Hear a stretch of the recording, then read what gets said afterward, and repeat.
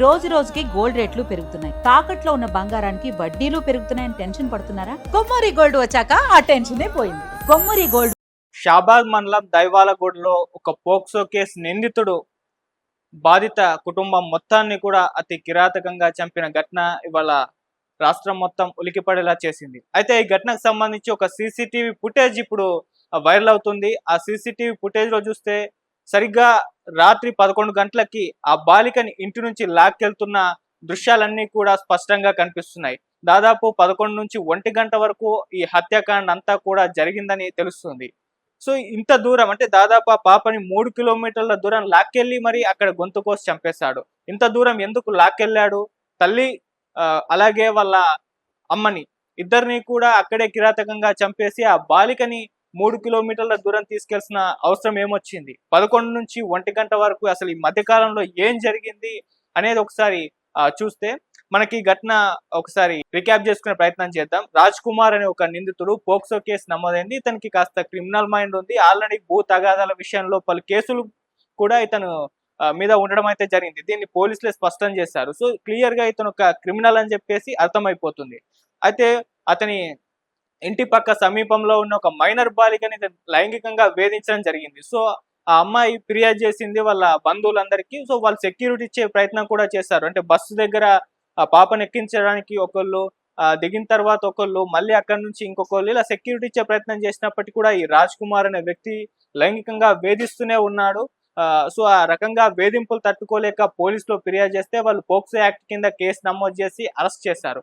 Arrest చేసి కొన్ని రోజుల పాటు జైల్లో ఉన్న అతను బయటకు వచ్చిన తర్వాత ఈ హత్యాకాండ సాగించాడు.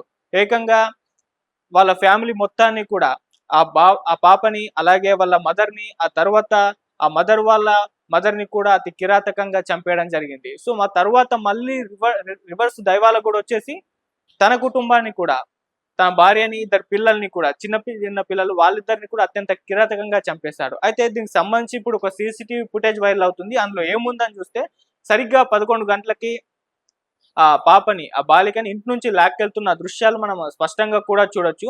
సో లాక్కెళ్ళి 3 కిలోమీటర్ల దూరంలో ఒక చెరువు ఉంటుంది. ఆ చెరువు దగ్గర అత్యంత కిరాతకంగా పీక కోసి చంపేశాడు. అసలు ఇంత దూరం ఎందుకు లాక్కెళ్ళాడు అనేది చూసుకుంటూ వస్తే ఇక్కడ పలు రకాల అనుమానాలు కూడా ఎక్స్‌ప్రెస్ చేస్తున్నారు. పాప మీద ఏమన్నా లైంగికంగా అత్యాచారం చేసే ప్రయత్నం ఏమన్నా చేశాడా? అందుకోసం ఇంత దూరం లాక్కెళ్ళాడా? అనేది కూడా అనుమానాలు ఎక్స్‌ప్రెస్ చేస్తున్నారు చాలా మంది. అయితే అందుకు సంబంధించి ఆ పాప మీద ఎటువంటి అత్యాచారం జరగలేదు. అందుకు సంబంధించి ఎటువంటి ఆధారాలు దొరకలేదని చెప్పేసి పోలీసులు కూడా ప్రెస్ మీట్ పెట్టి అయితే చెప్పడం అయితే జరిగింది. అయితే ఎందుకంత దూరం లాక్కెళ్ళడనే దాని విషయంలో ఇంకా ఎంక్వైరీలు అయితే తేలాలి. స్పష్టత అయితే లేదు. ఇంటి దగ్గరనే అయితే ఆ బాలికకు సంబంధించిన మదర్‌ని అక్కడే కిరాతకంగా చంపించేశాడు. అడ్డొచ్చిన ఇంకొక ఆ వాళ్ళ మదర్‌ని కూడా చంపేయడం అయితే జరిగేసింది. ఆ తర్వాత రిటర్న్ వచ్చేసి వీళ్ళ కుటుంబాన్ని కూడా చంపేశాడు. అసలు ఎందుకు ఇంత కిరాతకంగా 2 కుటుంబాలని చంపేశాడు అనే దాని పట్ల ఒక కారణం అయితే ఉంది. పోక్సో కేసు నమోదైంది. నమోదు చేశారు నా మీద అని కసిపెట్టి ఆ బాధిత కుటుంబాన్ని చంపేశాడు. అయితే తన ఫ్యామిలీ ఎందుకు చంపేశాడు అన్న దాని విషయంలో అయితే స్పష్టత లేదు. అయితే ఈ మొత్తం హత్యాకాండ దాదాపు 11 నుంచి 1 గంట మధ్యలో జరిగిందని చెప్పేసి డిక్లేర్ అయిపోయింది. సో 11 గంటలకు ఆ బాలికను బయటకు తీసుకెళ్లాడు. ఆ తర్వాత మొత్తం కూడా ముందు వాళ్ళని చంపేసి బాలికను బయటకు తీసుకెళ్లి చంపేసి రివర్స్ వచ్చేసి ఆ తర్వాత తన కుటుంబాన్ని చంపేసుకున్నాడు. ఈ మొత్తం ఘటన జరగడానికి దాదాపు గంట నుంచి 2 గంటల టైం అయితే పట్టేసింది. సీసీటీవీ ఫుటేజ్ కూడా స్పష్టంగా వైరల్ అవుతున్నాయి. ఇప్పుడు ఈ హత్యాకాండ నిర్వహించిన తర్వాత తన పేరెంట్స్ కి ఫోన్ చేసి నేను ఇలా ఎంతమందిని చంపేశానని చెప్పేసి ఫోన్ చేసి కూడా చెప్పాడు. చెప్పేసి ఆ తర్వాత పారిపోవడం అయితే జరిగింది. ఇప్పుడు పరారిలో ఉన్న అతన్ని పోలీసులు పట్టుకునే ప్రయత్నం చేస్తున్నారు. బృందాలుగా ఏర్పడ్డారు. గాలింపు చర్యలు చేపట్టారు. సో ఏ క్షణమైనా పట్టుకునే అవకాశం అయితే ఉంది. సో అతన్ని కఠినంగా శిక్షించాలి. ఉరిశిక్ష పడే వరకు వదలకూడదని చెప్పేసి ఆ బాధిత కుటుంబ ఫ్యామిలీ మెంబర్స్ అందరూ కూడా ఆందోళన చేస్తున్నారు బయట. మరి ఎప్పుడు పట్టుకుంటారో చూడాలి. సో గంట పాటు దాదాపు 2 గంటల పాటు సాగిన ఈ హత్యాకాండ అందరినీ కూడా విస్తుపోయేలా చేస్తుంది. సో ఈ స్థాయిలో ఇటువంటి క్రైమ్ తెలంగాణ రాష్ట్రంలోనే జరగలేదని చెప్తున్నారు. సో మరి దీనికి సంబంధించి పోలీసులు ఇందాక ప్రెస్ మీట్ పెట్టి కూడా కొన్ని విషయాలు అయితే బయట పెట్టారు. ఇంకా ఎంక్వైరీలో చాలా వరకు తేలాలి. వాళ్ళు కూడా షాక్ అవుతున్నారు. ఈ తన ఫ్యామిలీ ఎందుకు చంపుకున్నాడు అనే విషయంలో కూడా స్పష్టత లేదు అనేది కూడా వాళ్ళు చెప్పారు. సో 3 కిలోమీటర్ల దూరం ఎందుకు తీసుకెళ్లాడనే దాని విషయంలో కూడా స్పష్టత లేదు అని చెప్పారు. సో ఇవన్నీ కూడా ఎంక్వైరీలో తేలాలి.